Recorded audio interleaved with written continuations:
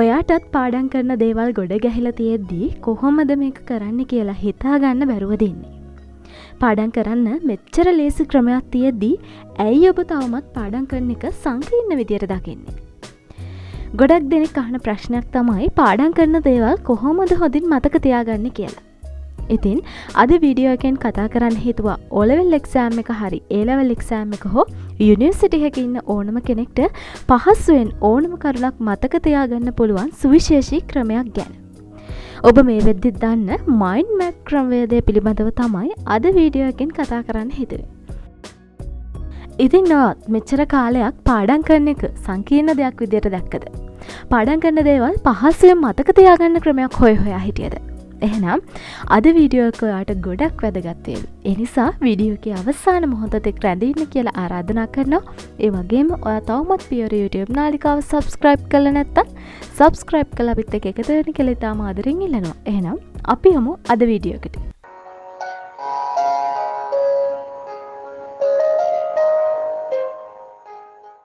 Map එකක් කියලා කියන්නේ එදිනදා ජීවිතයේදී අපිට නැතුවම බැරි දෙයක්. අපිට කොහේ හරි යනකොට කොහේ හරි තැනක් හොයාගන්න සිටියමක වටිනාකම කියලා නිම කරන්න බෑ. ඒ වගේම තමයි අපේ ජීවිතේ අපේ අරමුණු වලට ළඟා වෙන්න ජීවිතේ සිහින සැබෑ කරගන්න අපි විසින්ම සකස් කරගත්තු මැප් එකක් අනිවාර්යෙන්ම අවශ්‍ය වෙනවා. ඉතින් මේ මයින්ඩ් මැප් ක්‍රමවේදය කියලා කියන්නේත් පාඩම් කරන්න යොදාගත හැකි හරි අපූර්ව ක්‍රමවේදයක්. මේ මයින්ඩ් මැප් ක්‍රමවේදය කියලා කියන්නේ පාඩම් කරන දේවල් ඉක්මනින්ම මතක තියාගන්න පුළුවන් විදියට අපි විසින්ම හදාගත්තු රූපමය සටහනකට. සාමාන්‍යයෙන් මේ මයින්ඩ් මැප් ක්‍රමයේදී වෙන්නේ ඔයාට මතක තියාගන්න ඕන පාඩම් මාතෘකාව මූලික කරගෙන ඊට අදාළව මතක තියාගන්න අවශ්‍ය අනුමාතෘකා ටික ඒ වටේට දාලා ඒවගිනුත් ඔයාට මතක තියාගන්න අවශ්‍ය කරුණු ටික ඒ අනුමාතෘකා යටතේ සරලව සටහන් කර ගැනීම. මේ විදිහට ඔයා සංකීර්ණයි කියලා හිතෙන ඕනම පාඩමක් මේ මයින්ඩ් මැප් ක්‍රමවේදයට සකස් කර ගැනීම තුළින් ඔයාට ලැබෙන ලොකුම ප්‍රතිලාභය තමයි විභාගයේදී ඔයාට ඒ රූප සටහන මතක් කර ගනිමින් පිළිතුරු ලියීමට හැකියාව ලැබීම. ඒ වගේම තමයි මේ මයින්ඩ් මැප් ක්‍රමවේදයේ තියෙන සුවිශේෂීත්වය තමයි ඕනම සංකීර්ණ ලොකු පාඩමක් වුණත් පහසුවෙන් මතක තියාගන්න හැකියාව ලැබීම.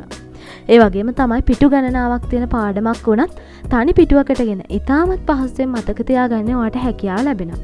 ඉතින් ඔයා O level exam එක හරි A level exam එක හරි ඔයා යුනිවර්සිටි එකක ඉන්න කෙනෙක් වුණත් නිදි මරාගෙන අවසාන කාලේ ස්ට්‍රෙස් අරගෙන පාඩම් කරනවට වඩා මේ ක්‍රමවේදයට හුරු වෙනවා කියලා කියන්නේ ඔයාගේ කාලය ගොඩක් ඉතිරි වෙනවා වගේම ඔයාට අවසාන කාලේ ලොකු සැහැල්ලුවක් දැනෙන්න ගන්නවා. මයින්ඩ් මැප් එකක් කියලා කියන්නේ අදහස් සහ සංකල්ප නිරූපණය කිරීමට යොදා ගන්න ඩයග්‍රෑම් එකක්. ඒ විෂුවල් තින්කින් ටූල් එකක් වෙන වගේම තොරතුරු විහුගත කිරීමට, හොඳින් විශ්ලේෂණය කිරීමට, හොඳින් තේරුම් ගැනීමට උපකාරී වෙනවා. අපේ මොළයේ ක්‍රියා කරන ආකාරයට සමීප ආකාරයකට මයින්ඩ් මැප් එකක් භාවිතයෙන් තොරතුරු විහුගත කරන්න පුළුවන්. ඉතින් ඔයා මයින්ඩ් මැප් එකක් භාවිතා කරනවා නම් ඔයාට මේ වගේ වාසි අත්විඳින්න හැකියාව තියෙනවා. එකක් තමයි සැලසුම් සකස් කිරීමට. ඒ වගේම තමයි අධ්‍යයනය කිරීම සහ මතක තබා ගැනීමේ පහසුව. සාමූහික ගැටලු විසඳීමට. තොරතුරු විෂුවලයිස් කර ඉදිරිපත් කිරීමට. ඒ වගේම තමයි සංකීර්ණ විෂයන් පිළිබඳ අවබෝධය ලබා ගැනීමට ආදී බොහෝ වාසි ඔයා මයින්ඩ් මැප් එකක් සකස් කරගෙන වැඩ කරනවා නම් ඔයාට අත්විඳින්න පුළුවන්.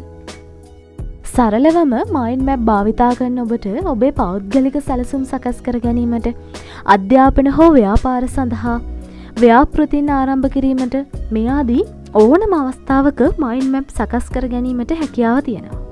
ඉතින් ඔබ මයින්ඩ් මැප් එකක් අඳිනවා නම් අනිවාර්යෙන්ම විවිධ වර්ණ, චිත්‍ර, සංකේත භාවිතා කිරීම වගේම මාතෘකා පුළුවන් තරම් කෙටි කර ගැනීම වැදගත් වෙනවා. ඒ ඉතාමත් පහසුවෙන් ඔයාට මතක තියාගන්න හැකියාව ලැබෙනවා. ඒ වගේම තමයි ඔබට භාවිතා කළ හැකි මයින්ඩ් මැපින් ඔන්ලයින් ටූල්ස් කිහිපයකුත් තියෙනවා. ඔබ කැමති නම් මේ ටූල්ස් භාවිතා කරන්නත් පුළුවන්. එහෙනම් දැන් බලමු කොහොමද මයින්ඩ් මැප් එකක් සකස් කරගන්නේ කියලා. මයින්ඩ් මැප් එකක් සකස් කරගන්නකොට ඒකේ මැදම අපි ලියන්නේ අපි පාඩම් කරන කරුණු වලට අදාළ මාතෘකාව. ඒ කියන්නේ ඔයාගේ පාඩමේ මාතෘකාව. ඊට පස්සේ ඒ මාතෘකාව වටා තමයි අපි අපේ මැප් එක සකස් කරගන්නේ.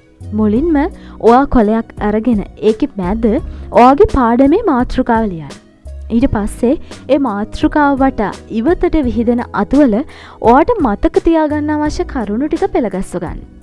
මේ විදිහට ඔයා රූප සටහන සකස් කරගත්තම ඔයාට අදාළ පාඩම් පිළිබඳව හොඳ අවබෝධයක් ලැබෙනවා. ඉතින් ඔයා මේ විදිහට සකස් කරගන්නවා කියලා කියන්නේ ඕනම සංකීර්ණ පාඩමක් සරලව මතක තියාගන්න හැකියාව ලැබෙනවා.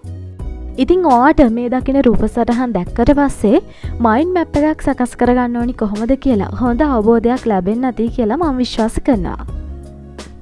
ඉතින් මුලින්ම ඔයා මයින්ඩ් මැප් එක දිහා බලනකොට සංකීර්ණ විදියට දකින්න පුළුවන්. නමුත් ටිකෙන් ටික මේක නිතර ඔයාගේ ඇස ගැටෙනකොට ඔයාගේ මොළයට මේක හුරු වෙනවා. ඉතින් ඔයා මයින්ඩ් මැප් එකක් සකස් කර ගනිද්දී අනවශ්‍ය කරුණු ඉවත් කරලා අවශ්‍යම කරුණු ටික විතරක් සටහන් කරගන්න.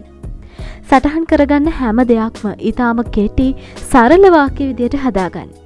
ඒ වගේම තමයි ඔයාට දැක්කම ආස හිතෙන විදියට මේක සකස් කරගන්න. ඉතින් ඔයාට පුළුවන් මේ ක්‍රමය ඔයාගේ හැම පාඩමකටම සකස් කරගෙන ඔයා නිතරම පේන තැනක මේක තියාගන්න. ඔයාට පුළුවන් නම් ඔයා පාඩම් කරන තැන බිත්තියේ හලව ගන්න. ඒක ඔයාට ගොඩක් ප්‍රයෝජනවත් වේවි ඒ දේවල් හොඳින් මතක තියාගන්න. ඉතින් මෙච්චර දවසක් පාඩම් කරන දේ කම්මැලි දෙයක් විදියට හිතුවනම් නැත්නම් හරිම සංකීර්ණ දෙයක් විදියට ඔයා දැක්කනම් ඔන්න අද ඉඳලා මයින්ඩ් මැප් ක්‍රමය අනුගමනය කරලා බලන්න. අනිවාර්යෙන්ම හොඳ රිසල්ට් එකකට ඔයාට යන්න පුළුවන්. ඉතින් ඔයාගේ අදහසත් පහලින් කමෙන්ට් එකක් විදියට දාන්නත් අමතක කරන්න එපා. එහෙනම් අද වීඩියෝ එකෙන් ගිහින් එන්න ඔබට ජය.